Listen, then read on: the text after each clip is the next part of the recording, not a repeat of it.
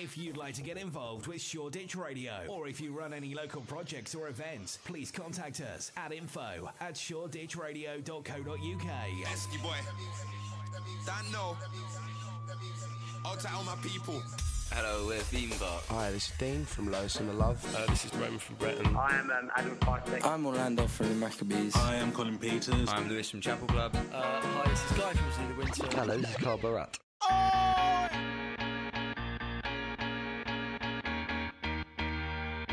Hey, this is Rita Ora, and you're listening to Shoreditch Radio. Yes! Good evening, this is Shoreditch Radio. I'm David Watson, and welcoming two people, distinguished guests, into the studio tonight. Got Warren Beddow, raconteur and artiste, or artist, should I say. He's helping me present tonight. And alongside him, Don Biswas, top comedian from Wimbledon. And he's going to talk to us about his career, including his day job, where he pushes trolleys for Ernst & Young accountants. Yeah, definitely. And then when he's released at night, he becomes a demon on stage. Yeah. That's right. I hope my mum's not listening to this. Because she's a proud Indian. She doesn't want the rest of the world to know that I push a trolley for a living. She'd rather say... She likes Ernest & Young a bit, but that's it. And how about your dad? Would he disapprove of these sort of things? My dad don't really care, really. Doesn't matter. Doesn't mind. Well, both my parents disapproved of the stand-up at first, but because I talk a lot about having learning difficulties and dyspraxia, it means I couldn't do anything else. I actually got sacked from quite a few jobs, so they've got no choice. Which is great being dyspraxic, because they can't have a go at you because you can't do anything else. So. Well, as Warren and I are both in the education world, we'll maybe ask you a few questions about that a little bit later. Cool. You seem like the sort of guy who's happy to talk about his life and interests and anything that affects you. So cool, yeah, definitely. Sounds good. We're going to just touch on some of the week's issues. First of all, we'll talk about what happened in South Carolina. Heard this, it was Thursday, wasn't it, where this guy called Dylan Roof, not exactly the best name, I don't think, but what he did was far worse than anything he could ever get called. Killed 9 people in a church, and pure race hate, apparently. And he seems to have been determined to provoke a race war. Don, any sort of reflections on it? Obviously, it was tragic, but yeah, definitely it was a race hate crime. It was an act of terror. But this is where I come a bit of a conspiracy theorist. We have to look at the whole issue as a whole and see if there's any holes in the stories. I mean, a couple of years ago, we had a Batman shootings where this guy, I forgot his name, apparently he was under mind control. And this is where I become very left field in politics. And could this Dylan Roof be the same? Because some people say there's an agenda in America to stop people arming themselves with guns so they can't fight, so they can't have a well-regulated militia to uprise against the government. It's becoming more of a nanny state and stuff like that. This is a sort of libertarian right-wing agenda, conspiracy theory you're talking about here. Yeah. But it was a racist attack, and this guy did carry out a racist attack, but whoever was behind it, that's the thing. We need more time to look at it, you know. I don't believe everything the mainstream media tells you.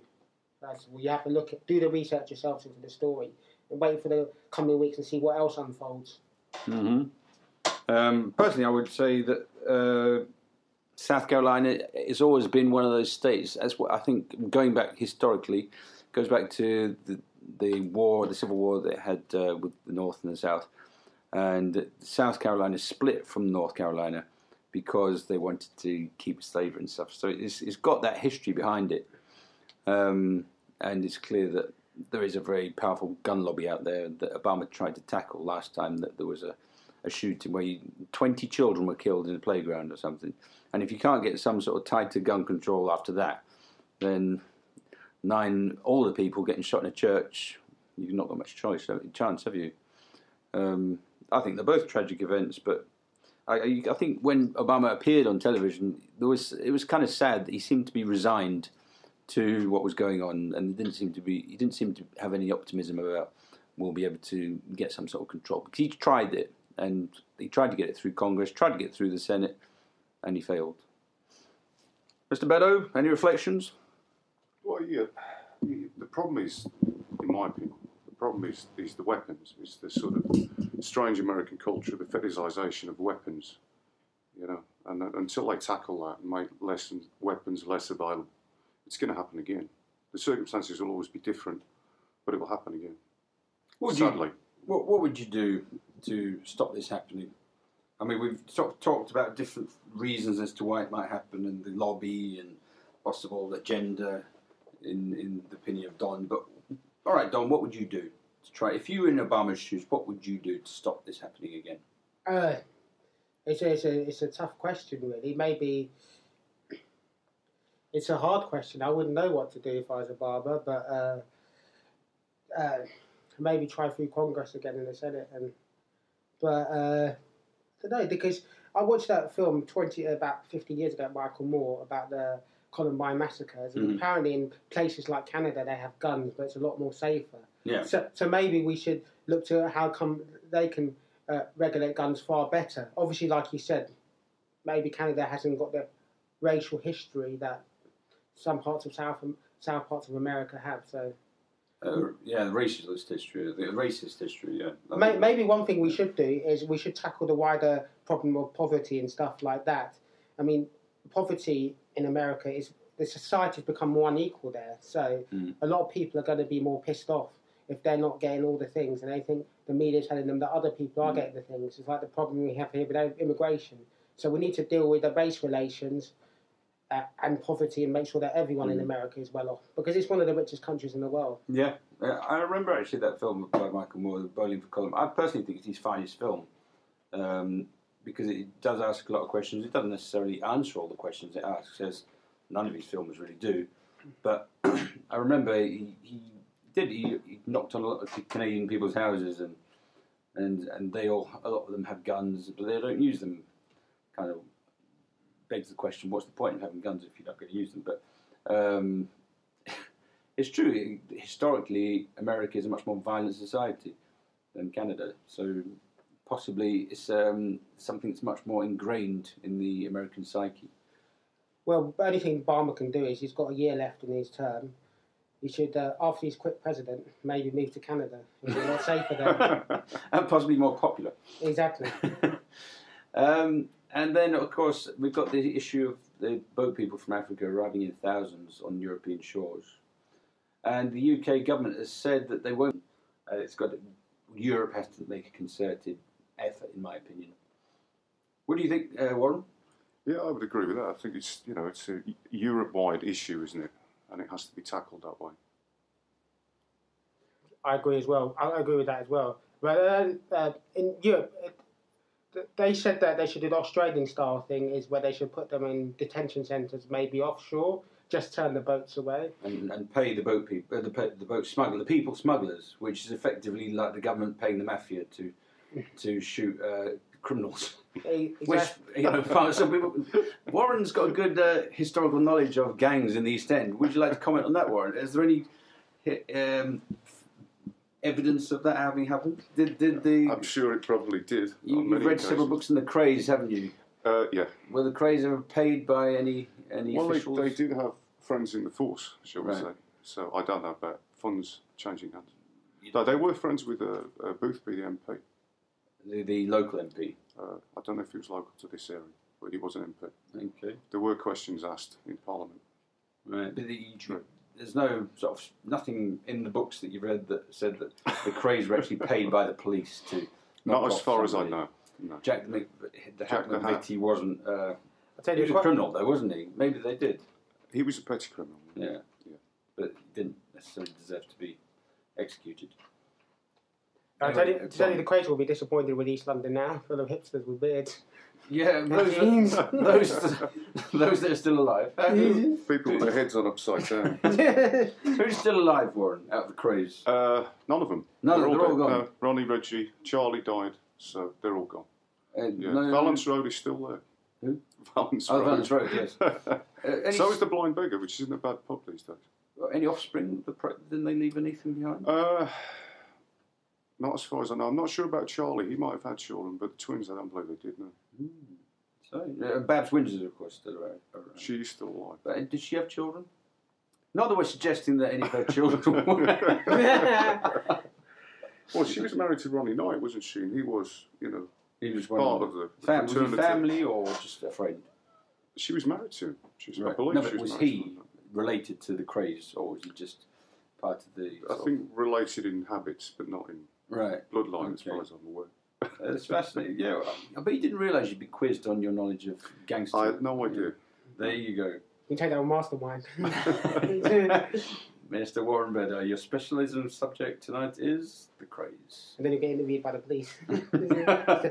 Just hope I haven't offended anybody. Mr. Beddow, is your book here? Anti-austerity march in London yesterday. Were you there, Don? Yeah, I turned up there. Yeah. It was great. Yeah, 250,000 people turned up. But whether anything's going to happen, that's the thing. We need to protest every week. Not every week, but at least more often. Not only need to protest, we need civil disobedience. What would you suggest in terms of civil disobedience? It's like what we had with the E15 mums. They occupied their own houses even though they were going to get evicted. And you have people like Russell E15, you mean Stratford, yeah? Yeah. And what happened there? I'm not familiar with this story. I think what happened was they managed, they were stopped being evicted to other cities like London, Manchester, Birmingham or Glasgow, and they managed to get resettled in different houses. In Stratford? Yeah, around that area. So how recent was this? Was this last year? Yeah, last year. It was back end of last year. So, and also I think there was something similar as well with the richest MP in Britain. Stop rent increases, so stop the people getting evicted. And I think we need to do that more often now.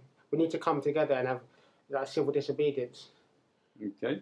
Well, I mean, you talk about doing it more often.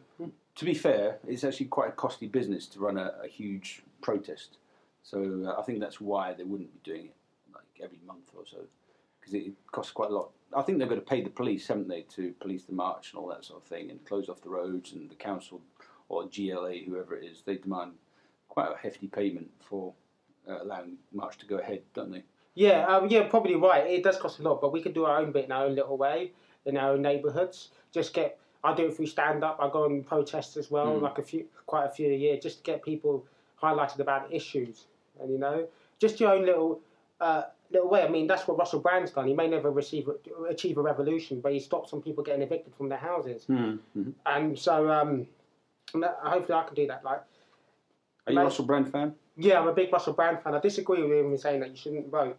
He changed there, didn't he? He changed it last minute, didn't he? Yeah, it was perhaps a bit too late, but then, maybe the Labour Party should have got his case a bit earlier. Exactly. Rather than with 1 week to go. They should have. It was after the deadline had passed as well for people to register to vote. Exactly, so yeah. They should have really asked him to help out before.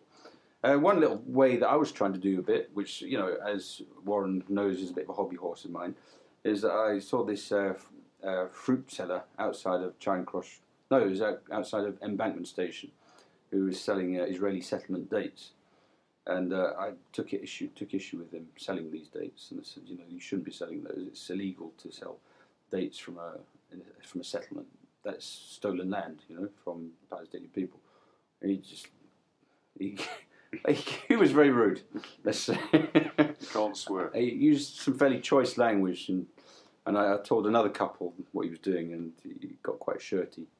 But having had that confrontation, I think I'll go back again sometime and tell more of my friends, so that he eventually succumbs. That's a great, little things like that. Little things like this. Yes. But I know it sounds really stupid, I don't drink coffee at Starbucks anymore.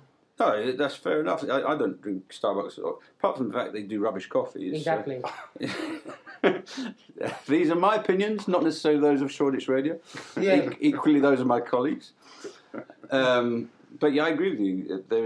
They have a certain political agenda at Starbucks and certain other shops too. Exactly. I'm getting people to wake up, but unfortunately I'm getting people to wake up by boycotting a coffee shop, which is a bit silly, but yeah, that's just any little thing to help, Also, it's like Steve Hughes said and Doug Stanhope, we don't need to work 5 days a week. It's 5 days a week we worked because we can't philosophise about our own existence. We work 5 days a week and we've been constantly distracted by shows like X Factor and we've got no time to think. And so there's a better way to do stuff out there for less hours. Find a way out of the system where you don't have to earn earn that much money at that much amount of time of work. Mm-hmm. You can work 3 days a week or something. Well, you know, become an MP. That's exactly. To be fair to MPs, a lot of them do work very hard. But for the other jobs they work. Well, not all of them have the lecture jobs. circuit can be very tiring at times. I think you're talking really about retired prime ministers here, Warren, no?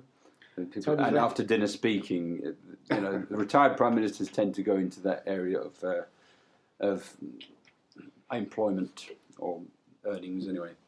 I think you think about a lot of people working now. A lot of people are actually working 7 days a week, aren't they? And saying they can't afford not to work that much.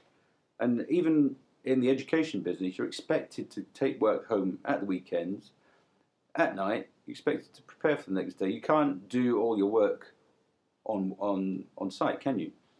And that I think is something that's changed over the last 20 or 30 years. I think teachers who were at school when we were at school didn't have that sort of pressure on them. And equally in a lot of other jobs. No comments from anyone? Well, we can work. Well, I believe, I know this is very simplistic, but there's enough money in society for us to work less days. There are, absolutely. And we'd be healthier if we didn't have so much pressure on our lives. Exactly. I mean, we live in a world where I think someone said, I think it was Jeremy Corbyn at the protest, said that the top 100 richest people in this country own over 30% of the wealth.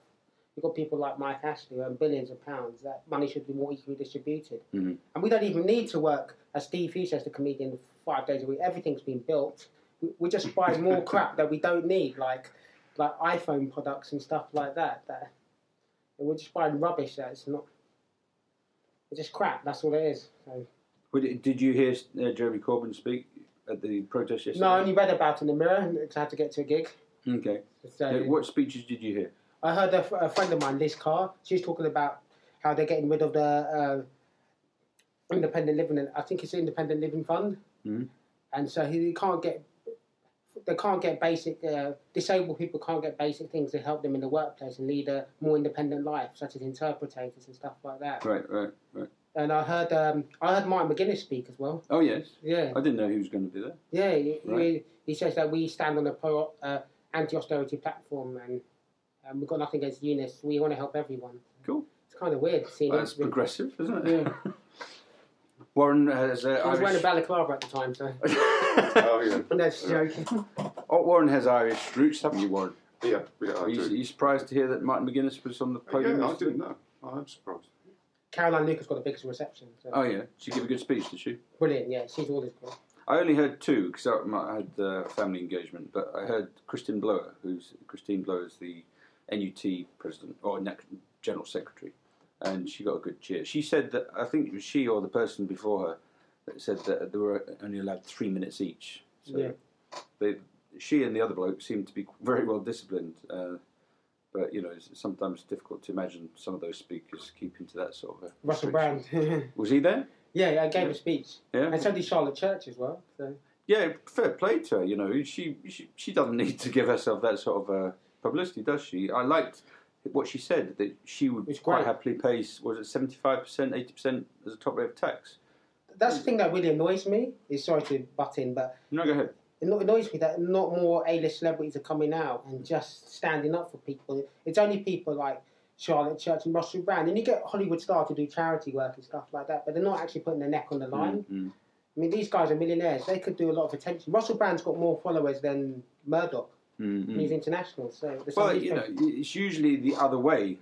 I remember what Adele said. Adele's got a lot more money, I'm sure, than Charlotte Church. Definitely. Or Russell Brand, because she's had hits worldwide and she writes her own songs and she's sung for a Bond tune, a Bond film, blah blah blah. So, you know, I'm sure she's got far more money than she ever needs. But she claimed that she was thinking of leaving Britain because she was paying too much tax, quote unquote. And Rod Stewart said a similar thing. And Phil Collins actually said you know, I like Adele, but the people I'm mentioning now... We don't need to hear about your record collection. Are we sorry to lose people like Rod Stewart and Phil Collins? I dare say we're not, really. Yeah, it's Even Griff Rhys-Jones said he was planning to move the country if Labour get in.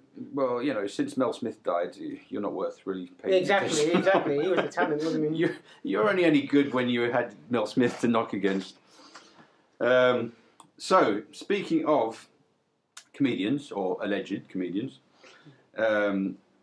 we'd like to know, Don, how you managed to get into the business. Just pure accident. I went to open mic night with my sister and her boss, who's an accountant, by the way. I come from a family of accountants, and I work for an accountant pushing a trolley. And what would you say to this charge that accountants are all boring? That's what Monty Python said, isn't it? Yeah, well, I think they are, yeah. Although some people might be falling asleep listening to me now, so I can't say anything. But yeah, I just couldn't do the job. But it's well paid, so that's the end of the day. But I went to this open mic night with my sister. Her boss did it, and I thought I could give it a go, and everyone said not to do it. And 2 months later, I just was gigging regularly because I had nothing else to do. And the first time you went on stage, how did it go? The first time went really well. It's the second time I died on my arse completely. So I thought I was confident. I said, yeah, I've got this. And then I was terrible. What happened? Was it the material or the audience? I blame the audience. Yeah. No, it was the material, yeah. It took me because I've got mild Asperger, it took me a long time just to get my stage presence right. So I'm not a perfect performer. But now I'm just doing politics now and comedy, so... So, having Asperger's, do you make something of that? Or do you mention that? Do you talk about that when you do your act? Yeah, I do a lot of silly jokes on it, yeah. You can make loads. Yeah. A lot of people out there won't really know anything about Asperger's. They might have heard of it, but, what sort of joke might you tell that might enlighten us as to what it entails? Well, I had some really terrible jokes. This is one of the worst jokes I had. It's terrible. Like when I first started, what's the difference between a person suffering from Asperger's and a chav? It's terrible. A person suffering from Asperger's can't read body language, whereas a chav can't read.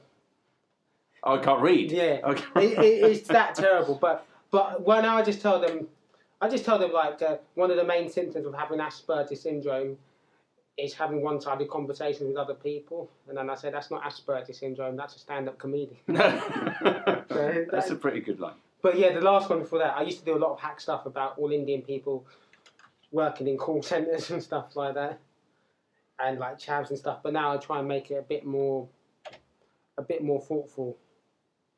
Not thoughtful, but not so lazy. So what do you do if you get one of these? I mean, you presume when you talk about Indian people working call centres, you're talking about these guys that phone you up, and clearly it's not from Bethnal Green. They talk with quite a strong accent, and they say their name's Dave or something, or John. Yeah. And my suspicion is, I'm sure that's not really your name. Yeah. Why don't you tell me your real name at least? It'd be more honest. Yeah, but by the time you tell me your real name, you'll still be on the phone for 5 minutes. It's like that. I shouldn't say this, but it's like that sketch I saw on Goodness Gracious Me, where they had a Sri Lankan guy on Mastermind. And he says his name, and it's a minute later. So I started, so I finished. I'm still saying his name, so... yeah, carry on. No, so I'm glad I can talk about stuff like this, like the Sri Lankan. I think sometimes people get too touchy about race and stuff like that, and talk about Indian call centres. I think you should talk about whatever you want to talk about. Your origins are what, Sri Lankan or...?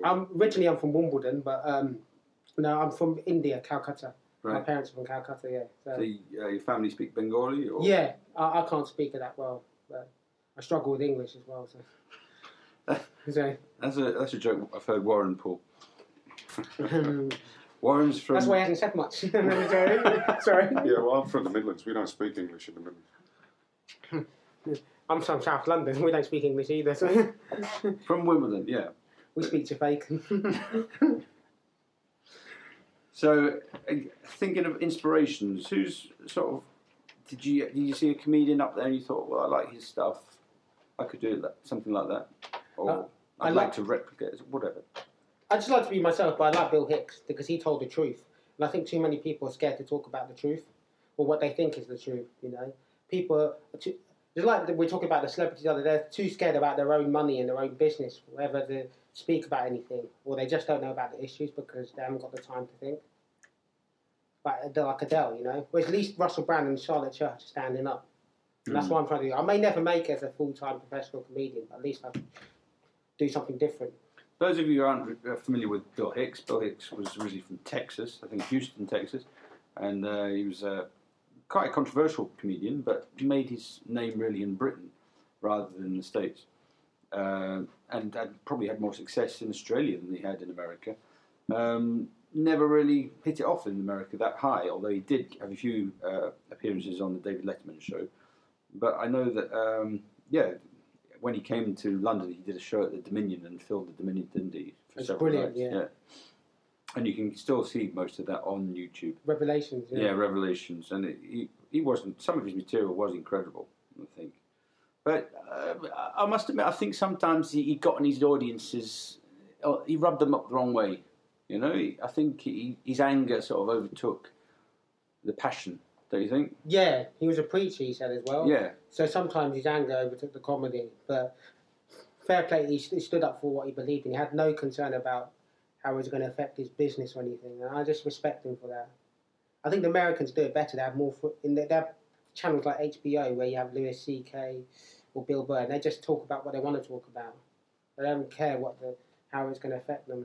George Carlin goes on HBO as well, doesn't he? Yeah, he's brilliant. He's brilliant. So did you get a bit angry on stage? Towards the end, yeah. Well, I did this whole stuff about how all the politicians went to the same schools, they attend the same secret societies and stuff like that. Yeah, you have to show a bit of passion. You know. And do you get heckled? I don't get heckled much because I start off very self-deprecating. So very, very rarely, no, I don't get heckled. What do you say to hecklers? Not much. I just told them to fuck off. That's what I did once, but that's it. Does it work? Yeah, and sometimes they come back, but I don't. Usually I just ignore them. But the one time I told someone to fuck off on stage. I shouldn't say that too much. Yeah, you're not supposed to. Sorry about that. Apologies to anyone offended on the Bill Grundy show. Sorry about that. I'll do Dave Watson's show. Right, so yes, that's how to deal with a heckler. Although, what about Stuart Lee? What do you think of him? I think Stuart Lee's great. Because he went and did his own path, and for years he wasn't making that much money out of it. But he's local, isn't he? I had a drink with him one night. Yeah, he's from Birmingham, isn't he? No, he lives in this area. He lives in here, but I think he's really from the Midlands, yeah. Yeah. It was a while ago. I can't remember what we talked about. It's great what he does, but although a friend of mine said that he wasn't actually hardly a struggling comedian, because by the time he was age 30, he had 2 shows on the BBC Two, Richard Not Judy with Richard Herring. So he had some early success, but he's different. He's good at. And what do you find hardest about the business of stand-up? Just getting off the open spot. I'm playing a lot of open spots at big clubs, yeah, but I can't get off to paid work. Either because usually sometimes I'm not good enough. Other times there's too much competition and there's no transparency and progression. And what's the high point so far that you've enjoyed in your career? Hecklers, yeah. Telling them to F. This time not swearing. The high point, for me, the high point is just trying to make politics funny. That's the thing. I've done I did a gig with Stuart Lee a couple of years ago. That was really nice. Mm-hmm. It was a charity gig. It was for a disabled charity, so I can see why they booked me. Because everyone else were like bona fide, really good comedians like Tony Law or Robin Ince. But yeah, that was good in front of 400 people. I've won a few competitions. That's been nice. Have you been to Edinburgh? Yeah, I'm doing it this year as well, with my own show called Dyspraxia in Politics, with Two Sides to Don Biswas. It's a terrible title, but I'm trying to get people in because I've got the word Dyspraxia in Politics. It's just a cynical ploy to get people in. So how does that work? How does dyspraxia work? What's for those of us who out there? Spatial awareness, is that right? Yeah, exactly. It means I have trouble with coordination, organisation, and social skills. So when I was younger, it took me longer to swim, ride a bike, walk and stuff like that. And I'm very disorganised and quite clumsy. So it's basically like drinking. Exactly. Yeah. I always used to say that. I used to have a joke. One of the advantages of being dyspraxic is no one can tell you're drunk. Exactly. Or another joke I say is that when I was younger, you couldn't tell I was dyspraxic because I got a bit of a funny walk. And you couldn't tell when I was dyspraxic because I was a child of the mid-90s. So everyone thought I was a member of a big fan of Oasis. So you, I take it you're Muslim, are you? I'm a Hindu. You're Hindu? Which is great, because I can do about 10 or 15 reincarnation jokes. So then, because I'm just that lazy, so... And you talk about religion? Only when I can make a joke out of it, but I don't talk... I talk about Islam, because I hate the viewpoint that they say that all Muslims are terrorists, which is not true, because you can argue that Christians are extremists, because George Bush went to legal war in the Middle East. And then I say, a really cheesy joke, I say, not all Muslims are terrorists. That's a lazy stereotype. Like, not all Indian people work in call centres. But when I tell people, they say, hang up. So I play it on its head. So just lazy stereotypes. So. You mentioned something about the joke. Oh, no, it was somebody else's joke, wasn't it? About if you couldn't eat bacon or drink beer, then you'd fly planes into... Building, yeah. Was that your joke? No, that was Jim Jeffries' joke. Oh, okay. He's great. He's quite, it can be quite controversial, but he's brilliant. He's talking about terrorism and stuff like that. So you go into that narrative quite a lot? Yeah, I talk a lot about terrorism. I talk a lot about the banking system, secret societies. I mean, one of the things I talk about secret societies, if these politicians and powerful people want to meet in secret, they should come to some of my gigs. Because no one ever does. So do you write stuff down? Do you make notes? Like, I can't read my own handwriting. So I just come... You remember it? In my head, yeah. Or you can print it out. Yeah, or if a comedian's got a really good joke, then I just nick it. But no, I don't. So when you were at school, did you have help? Like, did they give you a little iPad or something, or sort of No, I wish I got a laptop? free laptop, but I didn't. I got diagnosed when I was 25. Oh, really? Yeah, first I was diagnosed with dyslexia, so I got a bit of help during exams. But Okay. yeah, 25 when I was sacked from every job. So. They realised you weren't actually drunk. No, exactly. And how old are you now? I'm 32 now. Right. And I still drink, so... So you're only diagnosed as having Asperger's? Mild Asperger's dyspraxia, yeah. So, 7 years ago? Yeah. I first realised I had these conditions when I found out there were too many Asian comics on the circuit. Got to make up for someone's condition to get your angle out there. So I'm also got epilepsy, I'm dyslexic, just trying to get all the boxes. Really? Yeah. But yeah, I first found out when I was 25, yeah. So. But funny enough, there aren't that many Asian comics who've made it onto television who have quite a big profile. The only one I can think of, and she's kind of disappeared right now, is Shazia Mirza. Yeah. She used to have quite a big profile, and now you don't see her anymore. No, she had that joke, my name is Shazia Mirza. Well, that's what it says on my pilot's license. Yeah, that was just a good line. And she used to wear the headscarf as well. Yeah. And then she stopped wearing it, and where's she gone? But the thing is, I think TV's a load of rubbish. Not going to who they are. It doesn't matter if you're Asian or black. Just pick the funniest person you think it is. So they'll only have one Asian person, like Paul Chowdhury.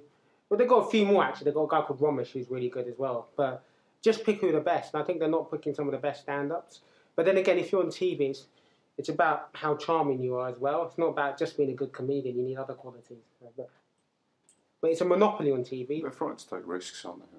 That's the problem. Exactly, yeah. At least the BBC Three takes a few more risks than, say, ITV or Sky. They've got The Revolution Will Not Be Televised, which is quite a good show. Mm. And Mighty Boosh started on BBC Three. And they're brilliant. But now they don't take any risks like that anymore. And as a result, people want to go on TV. Maybe they're not taking risks because they're an act. Because they want to pander. There's no point pandering. Just do what you want to do. And if you don't make any money out of it, it doesn't matter. Just stay true to yourself. I know that sounds a bit... I don't know, but that's what I believe. But then sometimes you see comedians that get put on Have I Got News For You or something, like, they're kind of bland, really. You know, exactly. I could choose someone better than that. I've seen lately, the Comedy Store or something. You got any favourites you like on the Comedy Store? I must admit, I haven't been around recently, but yeah, I like Daphne Barham. She's been on the show. She's great. My friend Ivan Dimbino. He's great. He's good fun. Yeah, I remember I used to go to the Comedy Store and I remember seeing Eddie Izzard as a young stand-up. And even then he was trying out his French, saying that how useless the French you learned at school was. Because they taught him how to say, il y a un singe dans l'arbre. There's a monkey in the tree. So it's a really good routine because he talked about his day trip to France and walking into a baker's shop and wanting to buy a cheese roll and saying that there's a monkey in the tree. It was a good routine, but It won't get another as is on as a result with the TV today. Yeah, he's turned himself into something else, hasn't he? I mean, fair play to him. He's done quite well. He's a genius, a comedy genius. Sorry, go on. Have you seen his film, Believe, the Eddie Izzard story? No. It's great. It took him ages to make it. When he first started, he was going nowhere. And they had people like Stephen Fry who won the Perrier Award then. With Emma Thompson, yeah. It took him about 10 years. Well, fair play to him, he does a lot of stuff, and I think he still wants to be Lord Mayor of London, or Mayor of London, doesn't he? So nobody can say he's not ambitious. No, definitely. Speaking of sort of slightly odd stories, there's one I meant to mention when we were talking about current affairs issues, was that it was announced in the Observer today, I think, that paintings by Hitler had been sold in auctions. Signed by Hitler. This is one that I wanted to ask Warren about, as he's an artist and teaches art, don't you, Warren? And allegedly. Is there any way this can be justified that somebody paid £280,000 for one of Hitler's paintings? Well, an item's worth what people will pay for it. The morality of it, I don't know. I can't answer that question. Would you pay that money for one of his paintings? No. If you had £280,000 to spend on paintings, what would I buy? Yeah, probably a Goya, but I don't know if you get one for that. But there you go. I've actually been to where the bunker was in Berlin. Hitler's bunker. It's a car park. Right. Literally, it's a car park. So where they found Richard III as well. Yeah, I think he was there too. And, but I think there are certain people who were well known, but not necessarily for their artwork, but they sort of had aspirations to be painters. Hitler was famously one of them, and Churchill was another. I've been to his house, actually. I've been to Churchill's house, saw his studio where he painted. Yeah, he was quite serious, Churchill. And Ronnie Cray was another. Ronnie, you almost bought something by Ronnie Cray at an auction, I understand. There was a painting being auctioned on eBay, and I was kind of interested, but the prices got too high, so I stopped bidding. After £5? After £5, But it was interesting. And it went to how much? I think it was about 400 in the end. I can't remember. Right. But it was a strange piece of work. I'll say that. But would you rate Ronnie Cray higher than Hitler or Churchill in terms of artistic ability? Well, it's a good question. Not in terms of their morals. Probably the Colonel I would put at the top. Ronnie Cray was a better painter than Churchill. Hitler would be at the bottom. Or Hitler. Preferably under a car park. But it's quite incredible. I'm not sure you read the article, didn't you? What did they say they were going to do with the money? Because I don't think you left any. I missed that bit. I was just marvelling at the prices. I don't know. But altogether, there were several pieces, weren't there? It must have come to a grand total of about $750,000. Yeah, it was a lot. One piece went for €100,000. I mean, that's. I know what I do with the money. Bail out Greece. I think they need a bit more than that. It's a start, isn't it? You been to Greece, Don? I haven't been to Greece, but it's terrible what's happened to them. I think austerity is the ideology. As I said, there's enough money to help everyone. So why are the Greek people suffering from what is a banker's crisis? Then even then, it's not all the Greek people. There's some Greek people who will be quite perfectly well off, regardless of what happens, because they've got enough money in Swiss bank accounts or stashed away in America, so like Cayman Islands. Yeah. Although the Greek people don't consider him Greek because apparently he's of a Danish family. Is he? I never knew that. But there's more fuel for your conspiracy. Have you got an internet today? So, Don, tell us about why you choose to align yourself with the Green Party, because your your Facebook identity is a Green Party sticker, isn't it? Why do you sort of promote them? I think they're the best of a bad bunch. One of the reasons they want to do is get rid of this thing called fractional reserve banking, where banks basically create money out of thin air. They make more money. They create 10 times more money than they actually have deposited, and they lend it to us at interest, and that creates inflation. So, and they want to try and control that with a lot of other MPs as well in Parliament. So that's one thing they want to control. If you control the money system, then you won't you don't have so many recessions and so forth. So that's one reason. And plus, they want to stop austerity altogether. Mm-hmm.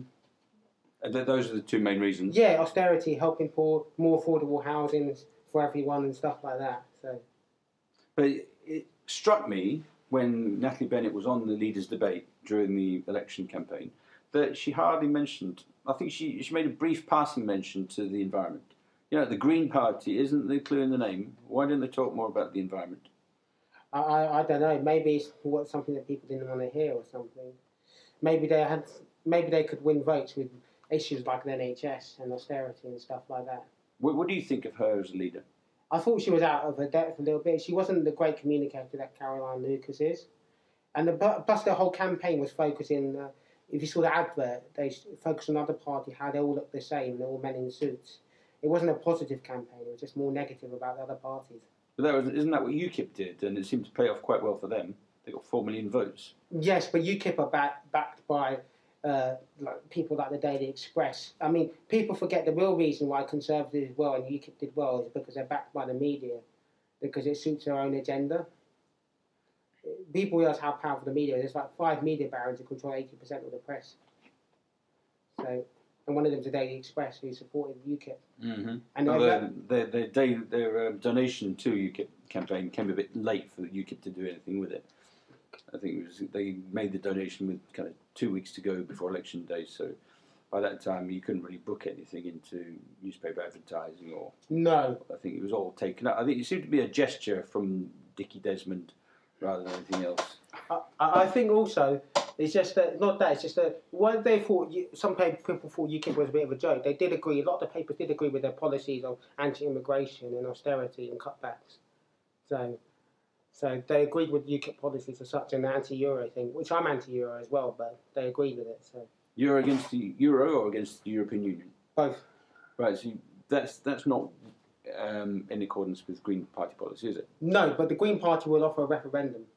So that's the good thing. So, but you'd campaign against Britain being part of the Union, the European Union. Yeah, because I just don't think we need bigger institutions handing out more power like the IMF or the European Central Bank, who are the ones who Greece owe money to. I think we should hold these unelected people accountable for power, stuff like that. I think the Green Party policy is such that they think that the EU, in principle, is a good thing. It's just that it needs to be reformed. Don't you think that's possible? So that it didn't have such a multinational or corporate agenda. Sure, that it was more rights-based. I think it can be possible, but I just think we don't need it. I think we've got countries like Switzerland who I know I'm going off topic, who negotiate their own trade treaties, and I think we only need to make power more localised. But they, I think, still have to follow the European Union rules on trade and stuff like that. Yeah, but they have separate trade agreements and stuff like that. And they still have to pay into the coffers, which, whenever I hear the anti-EU argument from people like Nigel Farage and the right wing of the Conservative Party, I always wait for somebody to say, well, you'll still have to follow the EU rules and you'll still have to pay into the coffers. You won't be able to take all the money. Yeah, because as a lot of people don't know, the reason that we pay quite a lot into the European Union funds is because we import a lot of our stuff from ex-Commonwealth nations or currently Commonwealth nations, and that means we pay a lot of the tariffs, or those countries pay tariffs into European Union funds. And are we going to stop that? No, we're not. And if we're going to have that free trade agreement with European Union, even if we leave, then we're still going to have to pay in. Yeah, that's true. But I need to research on that in that respect. I just think I don't like being power. I mean, look what they've done to countries like Greece and Ireland, austerity when it's not needed to be done. Well, you've got countries like Iceland, which are not part of the EU. They got rid of the bankers and stuff like that. And maybe we should. I don't care about immigration or what nationality, I just think a government should be able to govern its own powers, or its people should have more of a say. And when you've got Europe, which is at the top of the constitution, then you've got the British government, that's power that's going away. Whereas in Iceland, they had more control, the people. Mm-hmm. But I don't know, I might be wrong. I think a lot of people confuse as well the European Court of Human Rights with the European Union. They think that, yeah, a lot of people do. The Daily Mail thinking, oh, if we're not part of the EU, we won't have to accept these rulings from the European Court of Human Rights. The two institutions are totally different, and leaving the EU wouldn't affect at all our obligations to the European Court of Human Rights. We still have to follow those. Yeah, exactly. As it is. A lot of people don't know that. So. It's yeah. Anyway, any input on this, Warren? It's fascinating. Just enjoying the conversation. Cool. glad to hear it. So, Don, have you ever thought of running for office or anything, standing for office for the Green Party, or? No, I'll be so disorganised there.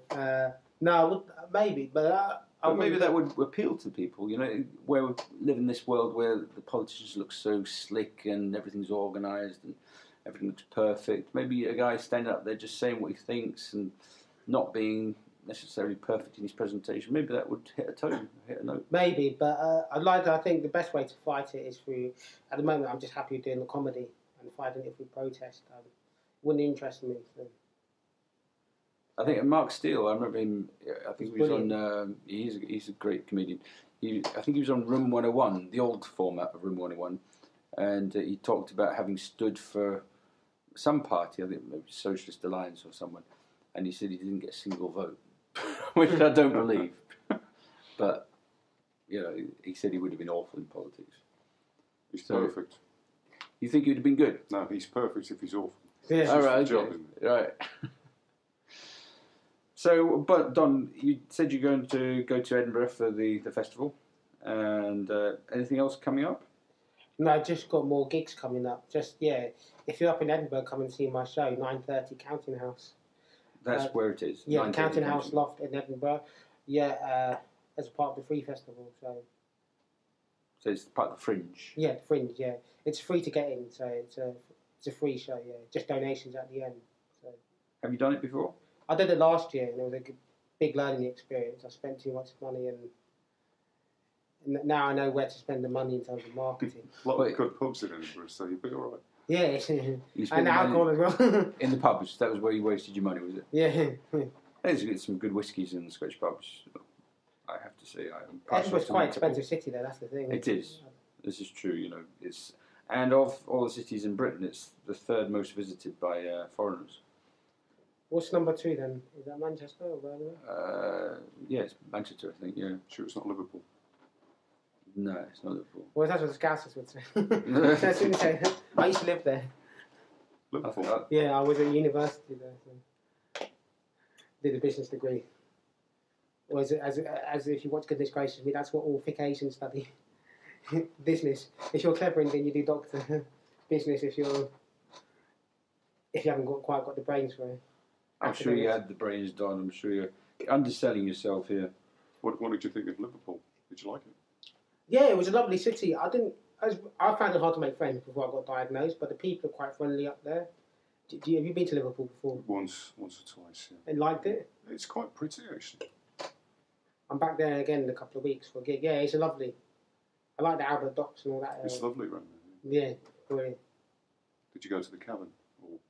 I went outside it, but yeah, I haven't been. I should have gone inside. Yeah, one of my favourite bands is from around there. Well, they're from the Wirral, OMD. OMD. Yeah, or Question Weavers in the Dark. Yeah, so 80s retro, we like it. Yeah, nice. There's some really good songs. So yeah, they're from the Wirral, but they used to play. That was an OMD. Yeah. Yeah, that's a brilliant song.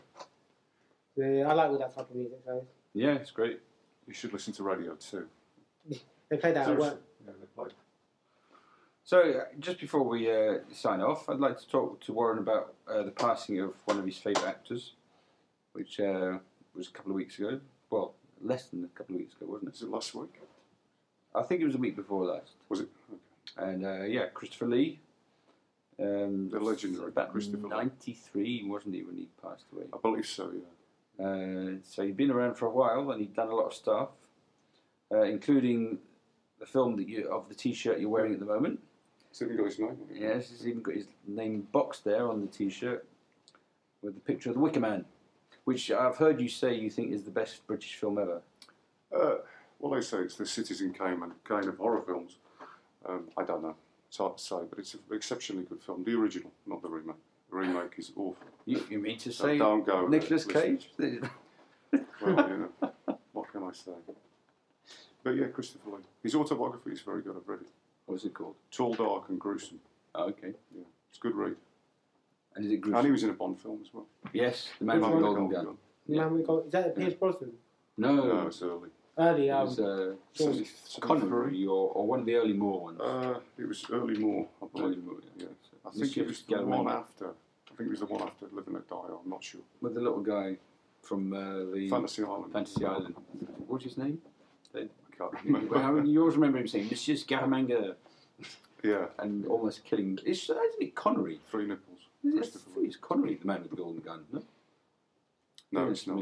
This is going to be embarrassing. Check it. I will. I'm not sure we've got time to. Anyway, tell us why you think he's such a great loss, Warren. Tell us a bit about... Well, he had an exceptionally good career, didn't he? And he made a lot of films. He was in over 200 films. He was in a lot of foreign films, actually. A lot of people don't realise that. Because he's most famous for the Hammer films. Though The Wicker Man wasn't a Hammer film. It was British Lion. But yeah.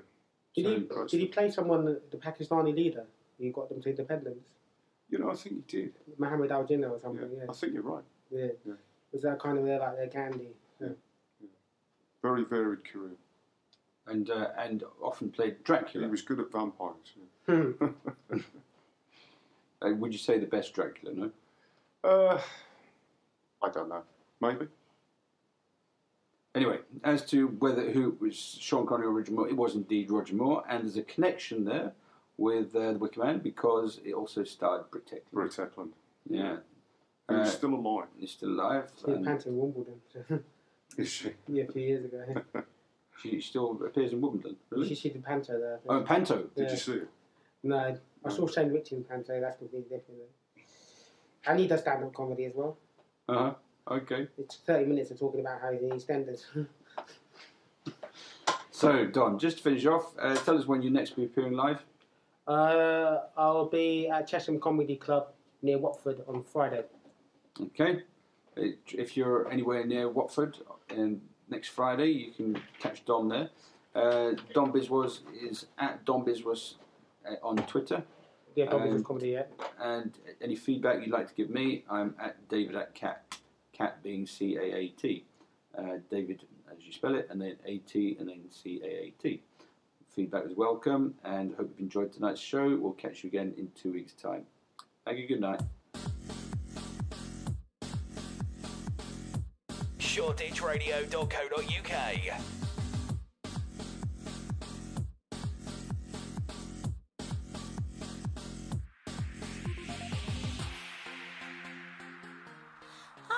This is Rebecca here from Rebecca's Happy Hour, Shoreditch Radio's finest happy hour show. Make sure you tune in on Thursdays at 1 p.m. to listen to my happy vibes. And if that's too long for you to wait, you can check out my blog, www.rebeccafelgate.com. ShoreditchRadio.co.uk.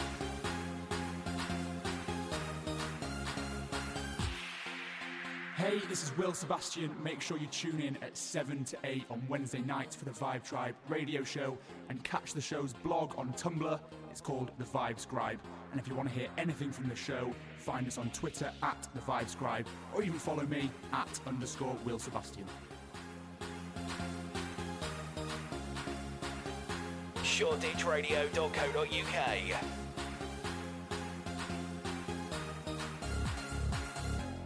Hello, my name's James McLean and I present Dreaming of Pop on Shoreditch Radio every Thursday 8 to 9 p.m. It's a new music show, psychedelic music, dream pop, atmospheric sounds. Check it out. You can visit dreampop.com to see the blog and you can follow me at Dreaming of Pop on Twitter.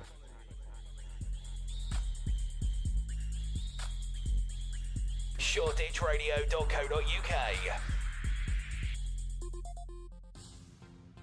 Hi, I'm Steph from 21st Century Permaculture, revolution disguised as gardening. If you're interested in building a sustainable future, then check out my show, Sundays 8 p.m. For more information, check out my website, www.21stcenturypermaculture.com.